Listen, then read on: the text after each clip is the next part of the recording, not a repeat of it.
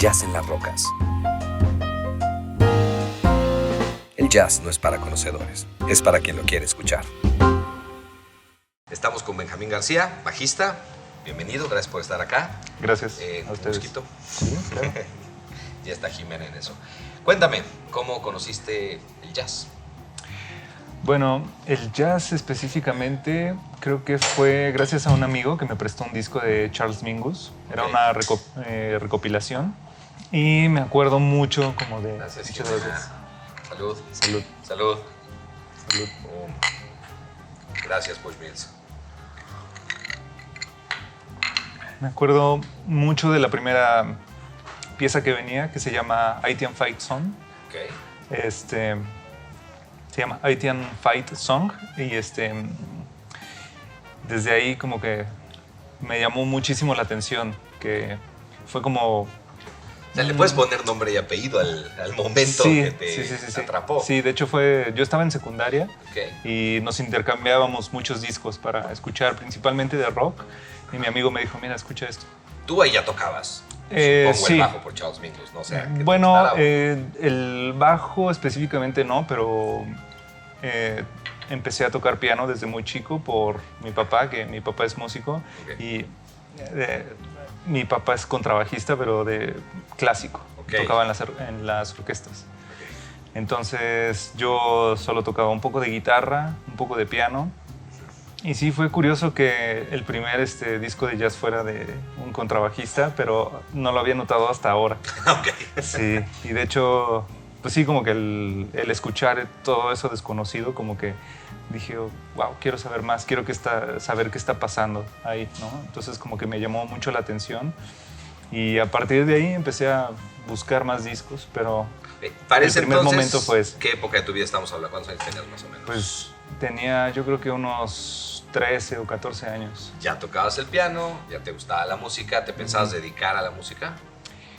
Pues lo estaba pensando, sí, como que era algo era algo que estaba como apenas sucediendo en mi cabeza y creo que sí,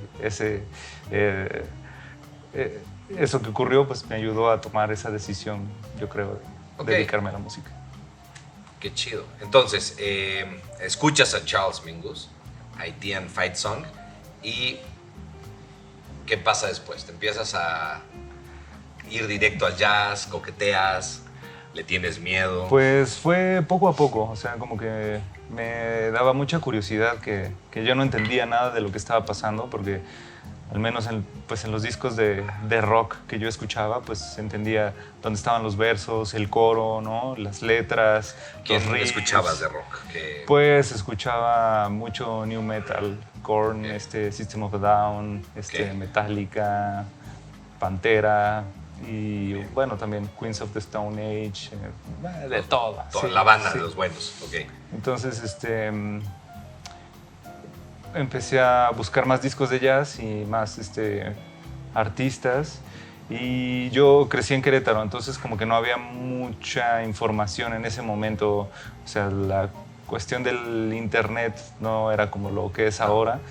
Entonces había que ir a comprar discos y buscaba todos los discos de jazz que me interesaran por la portada, principalmente porque no tenía ninguna referencia, no sabía a quién escuchar. Ese momento a mí me encanta y lo hemos platicado aquí un par de veces, es que tenías que oír a cantarle al de Mix Up para entender, o de repente veías una portada que te llamaba la atención, no tenías idea qué grupo era. Ajá. Y lo comprabas y de repente podía ser el disco que marcara los siguientes 5 años. Sí, exactamente.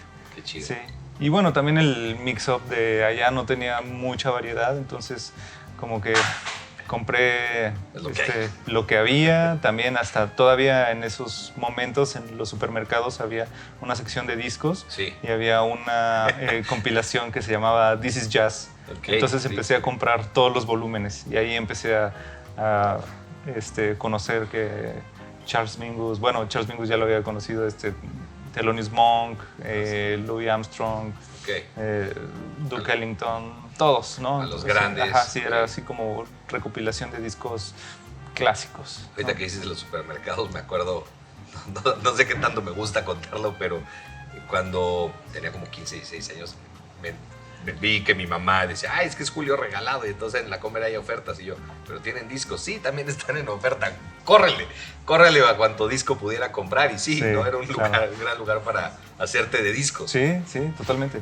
Ya creo que lo había borrado en mi memoria. Sí. Entonces, bueno, ahí conoces ya a los grandes. Me está diciendo nombres como los más grandes que hay. Sí. Duke Ellington, aquí no vamos a hablar de Duke Ellington, pero me encanta. Creo que es la base de un montón de los que vienen después, ¿no? Sí, totalmente. Porque Louis Armstrong pues puede ser como muy su sello y muy su cosa, pero yo creo que Miles Davis o Coltrane remiten a Duke Ellington de alguna manera. Lo dicen. Sí, claro. Sí, mucho creo que en esta cuestión de pues, composición, instrumentación, como que pues sí cambió mucho lo que estaba sucediendo en esos momentos, yo creo. Buen puente. Ok, entonces ahí compras todo esto y te empiezas a hacer de acervo musical. ¿Y en qué momento, o sea, de qué momento pasas de Korn a decir, no, pues yo quiero ser como Charles Mingus?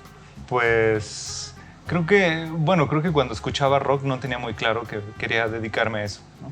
Y creo que cuando empecé a tratar de entender lo que pasaba en estos discos de jazz, pues empecé a tocar el bajo eléctrico y empecé a tratar de tocar sobre los discos y de pues tratar de saber qué pasaba. Creo que tuve mucha suerte porque en Querétaro no había muchos músicos de jazz y justo cuando yo empecé, bueno, estuve en una prepa de artes en Querétaro y uno de los maestros de música llegó de Ciudad de México y él tocaba jazz y empezó a tocar mucho en los restaurantes y yo lo empecé a seguir mucho a él. ¿Era? Se llama Alejandro Villagómez. Ok. Sí.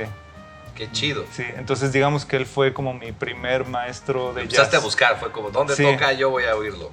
Entonces él me introdujo. Perdón, supongo que no eran muchos fans los que iban a verlo de restaurante en restaurante, ¿no? Pues no, o sea, era más para amenizar así, pues cenas y eso, porque pues la gente escuchaba y le gustaba, pero no había como gente que fuera a escuchar específicamente lo que estuviera pasando, ¿no? Sí. Solo era como parte de la experiencia. Y ahí estabas tú, de intenso. Sí, buscando. Exactamente. Sí.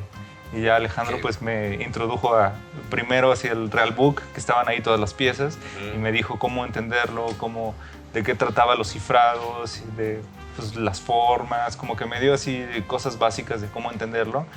Y como no había bajistas de jazz, bueno, ni muchos bajistas en Querétaro, me empezó a llamar. Entonces empecé a tocar desde muy chico, así a los 16 años empecé a tocar. Sí, o sea, me dijo, oye, ¿quieres venir mañana a tocar? ¿Te gusta? Dije, sí. Bueno, órale, va. Entonces, pues empecé a tocar mucho y aprendí muchísimo de tocar con esas pocas personas que tocaban. Estaba un baterista que sigue allá en Querétaro, que es Sergei Sokolov, ruso. Tocaba con Alejandro, Paco Servín, un saxofonista. Bueno, como que hay varias personas. Tú. Sí, y fui, pues... Pero eras el chavito. Sí, okay. Sí. Mira. Aprendí muchísimo de esa experiencia.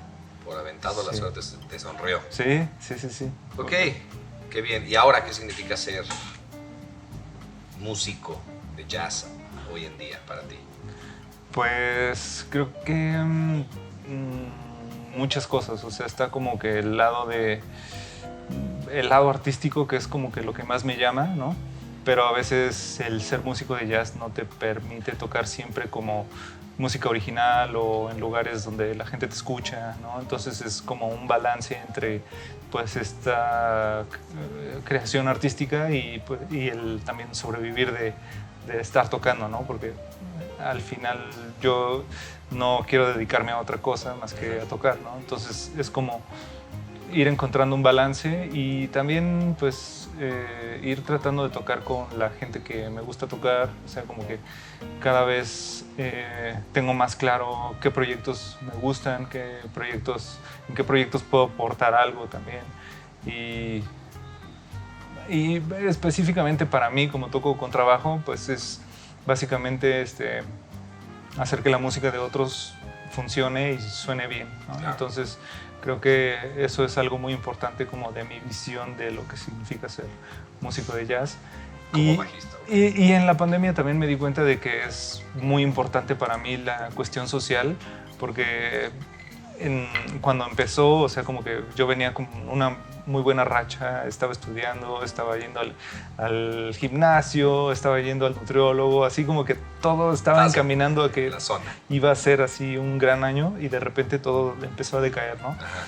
Pero con este ánimo que traía, como que dije, bueno, voy a seguir estudiando, voy a aprovechar lo que dure esto, pues para tratar de estudiar más, bueno. O sea, sí, como que tenía de repente como un descanso obligado y no pude, o sea, como que el hecho de no tocar como que me hizo pensar, bueno, es que ¿para qué estoy haciendo esto si no voy a tocar, ¿no? Entonces me di cuenta de que este lado social sí es súper importante para mí y es súper importante tocar con gente. Pues es que el jazz se construye, digo, viniendo desde, a mí que me gusta escucharle en bares de jazz, se construye ahí. Sí, o sea, algo que ya traen es algo social al final del día, no puede ser cada quien por su lado, o sea, no veo esto pasando en Zoom. Vamos a hacer una sesión de Zoom concierto y todos improvisamos. Obvio no. Oye, qué bien, me gusta. Bajista de Querétaro, no habíamos conocido un jazzista de Querétaro aquí. Qué padre. Y recomendaciones.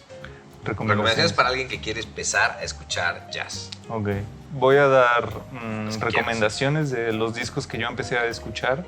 Primero este disco de Charles Mingus, que es una compilación de una disquera que se llama Impulse. Entonces, si buscan Impulse, Charles Mingus, seguramente va a aparecer. Otro disco que me encantó fue Body and Soul de Billie Holiday. Ok. Y Giant Steps de Coltrane. Sí, okay. Digamos, Coltrane sigue apareciendo en las listas. Cada vez que le pregunto a alguien por dónde, Coltrane. Me encanta, está increíble, pero sí, no sabía lo importante. O sea, sabía que era hiper importante, pero pues sí es la base de todo. Sí. Y ahora, algo que esté pasando ahorita en la escena en México, que quieras comentarnos, platicarnos, darnos un de qué va a pasar. ¿Un proyecto? Un proyecto, alguien. Bueno, yo más que un proyecto creo que me gustaría mencionar que la escena está creciendo, hay muchísimos músicos que pues salen a estudiar a otros países y regresan y tienen como pues una visión muy abierta de todo lo que está sucediendo también en otras partes del mundo, que es importante, yo creo, tener como un acercamiento a eso, porque siento que en este tipo de música no podemos estar aislados. Y creo que es súper importante como esa conexión y esos intercambios. Creo que es muy importante y creo que eso va a fortalecer mucho ¿crees que la música. En un buen momento? Sí, creo que... Sí, no hay como una nueva generación que se está encontrando con las anteriores. Están empezando a pasar cosas chidas. Sí. Y cada generación viene mejor, yo siento. ¿Con quién has tocado recientemente? Pues, por ejemplo, con Santiago Bon. Okay. Él estudió en Ámsterdam, es increíble saxofonista y pues siento que pues, dignísimo de checarlo, toca aquí seguido también. Bueno, pues ha llegado el gran momento.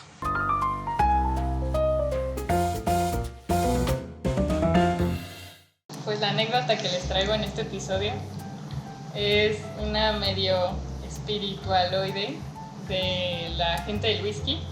Y lo que pasa con el whisky es que hay un fenómeno que, como se almacena en barricas de madera y se añejan ahí por años, el volumen del alcohol original disminuye, al menos un 2%.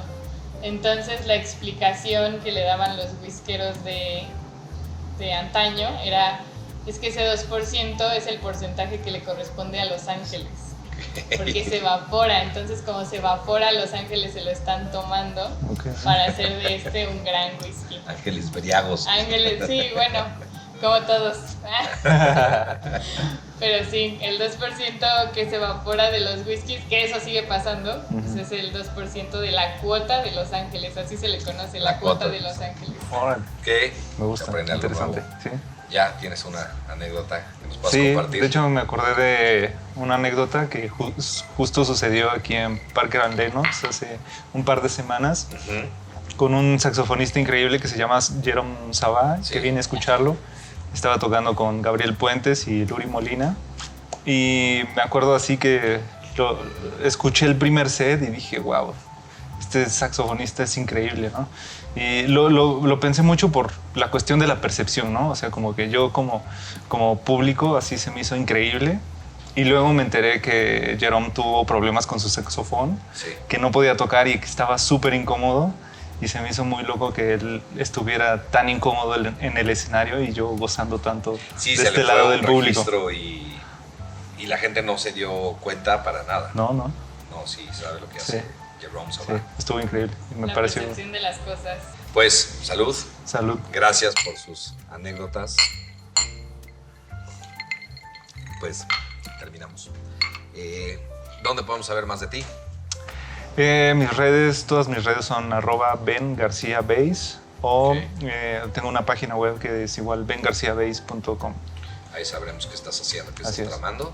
Perfecto. De Jazz en las Rocas pueden encontrarse en las redes como Jazz en las Rocas. Y es un gusto, gracias por tu tiempo. Gracias a te ustedes. vemos prontísimo en el escenario. Gracias Jimena. ¡Salud!